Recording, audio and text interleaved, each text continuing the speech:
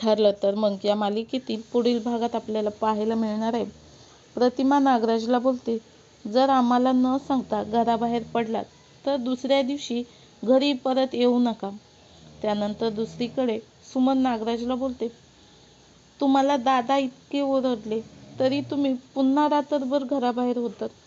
महिपतला भेटायला गेला होतात ना? सुमनच्या या बोलण्यावर नागराज सुमनकडे रागाने पाहू लागतो.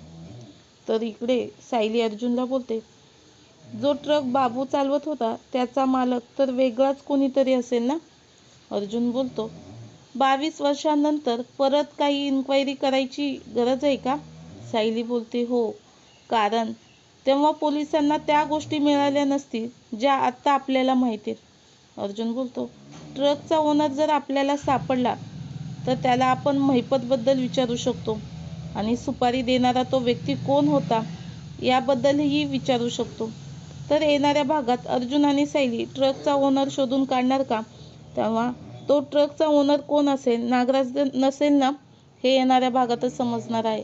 तर असेच मालिकेचे डेली अपडेट पाहण्यासाठी आपल्या चॅनलला सबस्क्राईब करा आणि व्हिडिओला लाईक करा.